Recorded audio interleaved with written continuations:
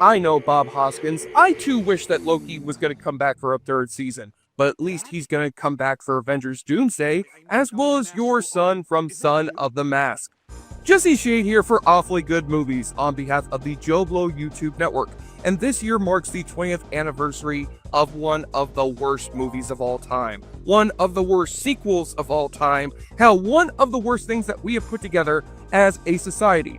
A sequel to the hit Dark Horse comic adaptation that does not have Jim Carrey, Cameron Diaz, or the late great Richard Jeni, but which does have Jamie Kennedy, Alan Cumming, and the late great Bob Hoskins, alongside sole returning cast member Ben Stein, and a CGI dancing infant with some of Loki's mischievous DNA, who haunts the nightmares of this film's unfortunate viewers. Oh god, he's coming back to me again. Anyway, let's talk about a terrible Jim Carrey sequel that is only slightly more painful than sitting through Dumb and Dumber 2. P-A-R-T-Y, because we gotta watch this smoking episode of Awfully Good Movies.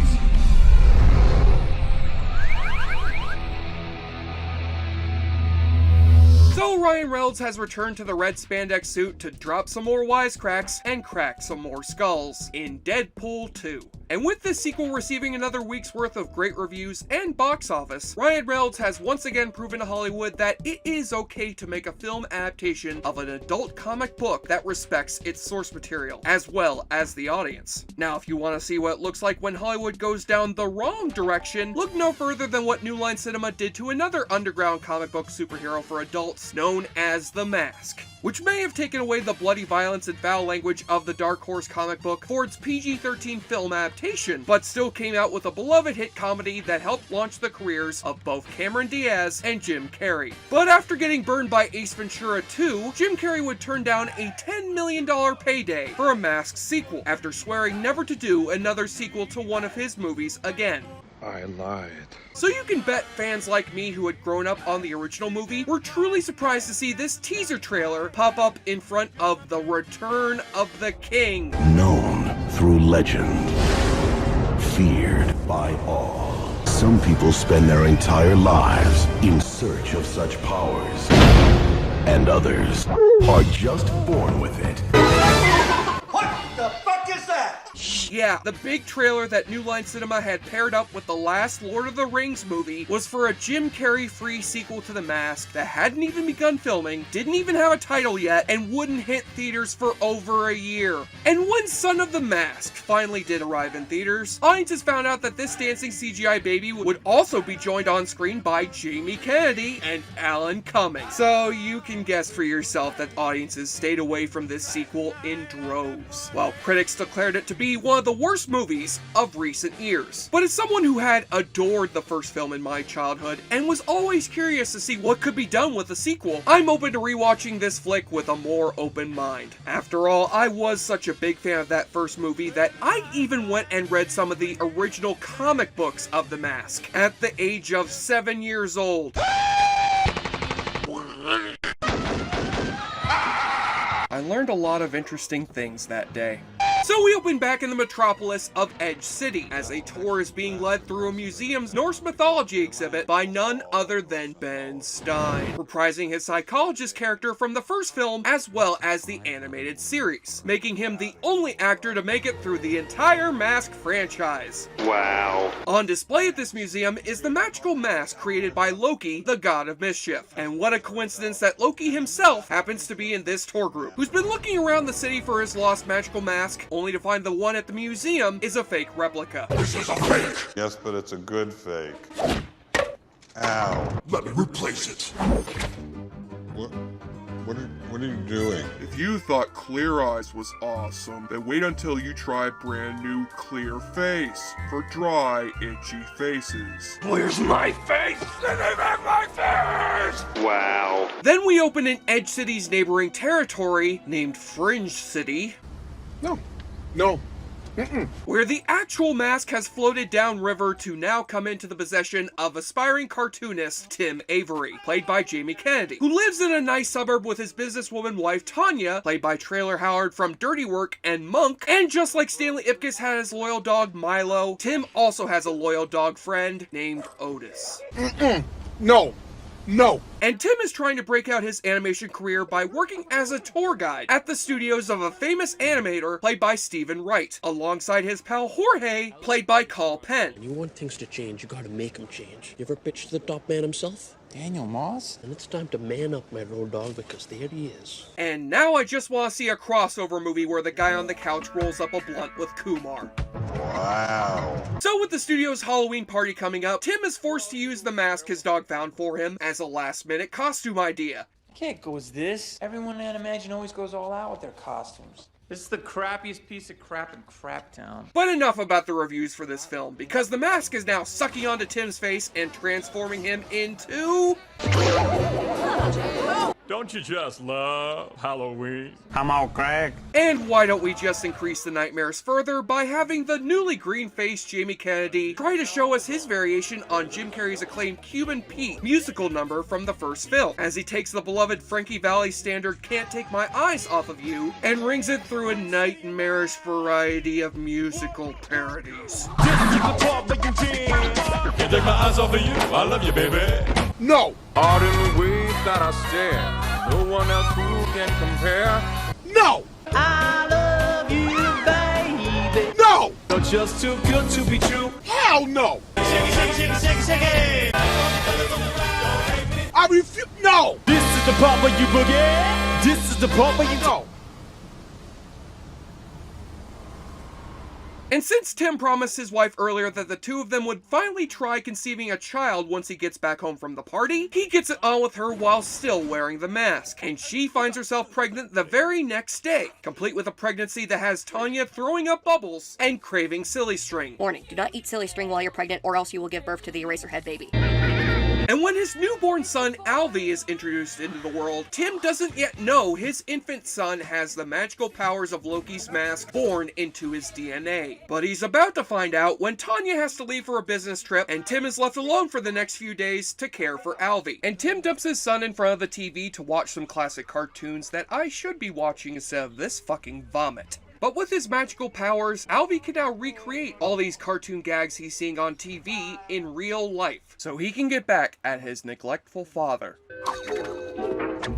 Hello, my baby. Hello, my honey. Hello, my ragtime gal. Send me a kiss, my woman. Baby, my honey, you refuse me. Honey, you lose me. Don't be left alone, okay? And tell me I'm your own. Check, please.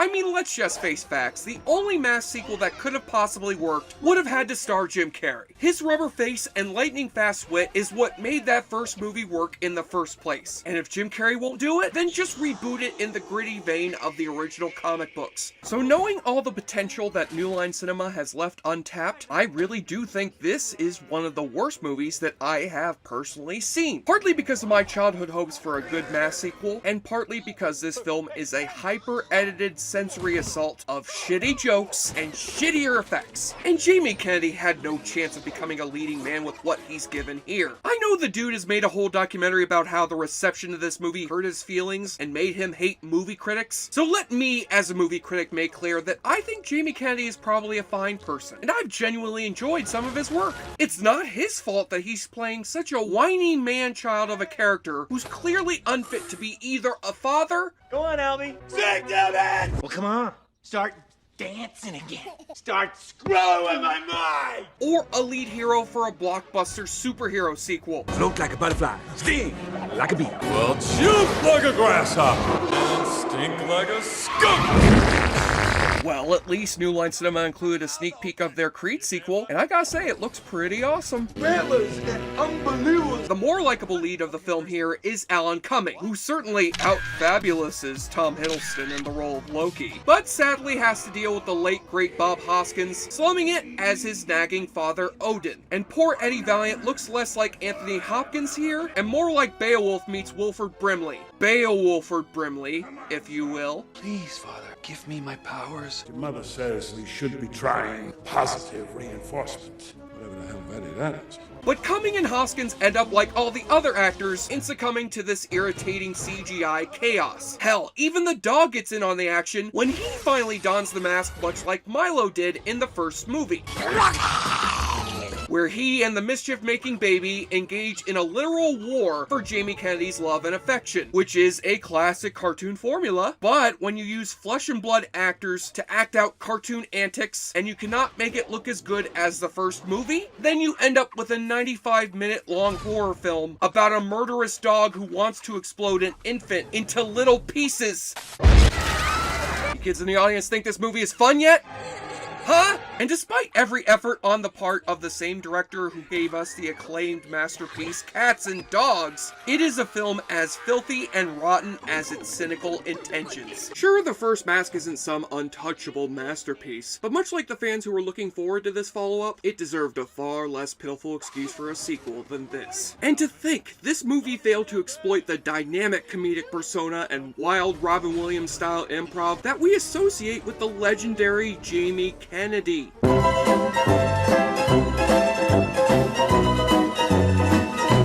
think Jamie Kennedy is probably a fine person. Now it's time to shift our focus from smoking and switch up our blunts for cans of beer so we can start drinking to play the awfully good drinking game. Take a shot or drink every time we see Alan Cumming donning another disguise to look for the son of the Mask. Yes? Good afternoon. Hey, I'm right. Guess who? Yeah, you? No, you idiot. And you know what? I think the Terminator could have also had an easier time finding Sarah Connor had he just disguised himself as a Girl Scout. Sarah Connor? Yes. Put the cookie down! Now! Bob Hoskins as Odin pops back up to yell at Loki again. Loki! You wake the baby. Oh, sorry. Well, at least you could say that this movie did help re-team Bob Hoskins back with baby Herman one last time before he passed away. I tell you, Valiant, the whole thing stinks like yesterday's diapers. And also Bob Hoskins can possess the bodies of other characters in the movie. I've had enough to hear with you. Dad, please listen to me. Thor never gave me this kind of trouble. Oh, here we go again with the Thor crowd. So now this movie feels like if he had lived long enough to reprise the role of Mario for a Super Mario Odyssey film adaptation. This is driving! You see either Jamie Kennedy or the dog put on the mask. Honey, I think it's time we trade up. Wow, what a trade-up indeed. You now drive a full-size Hot Wheels car with Steve Harvey's teeth glued on the front grille. Still a great night. And take a double shot for the 2 times you see Tim's nosy next-door neighbor have her head turned into a big nose. Nosy neighbors. Okay, first off, Mrs. Hoggett from Babe deserves to be in better movies than this shit. And secondly, what breed of Cronenbergian body horror has this woman turned into?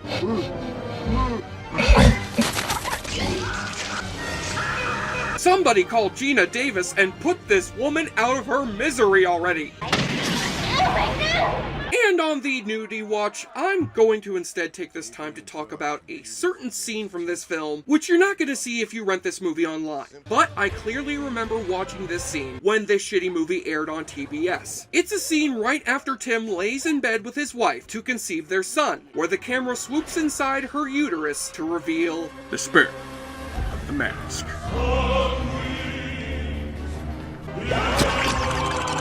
Well then, now I know what it would look like if an opening credit sequence from a Look Who's Talking movie replaced the sperm with the fucking Mucinex mascots. On the enjoyableness continuum scale from Bull to Bruce, Son of the Mask is at the very least a great advertisement for birth control of the mask, and spins in a green tornado to turn into a 2 out of 10. I would have had more fun watching Son of Mask, starring Eric Stoltz alongside a CGI dancing baby as motion captured by Cher. Do you believe?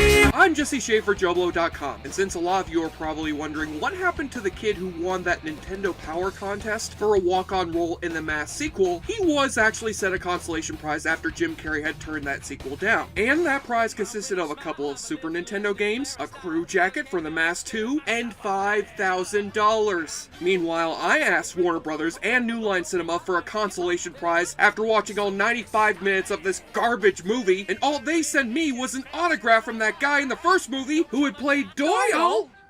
You son of a bitch!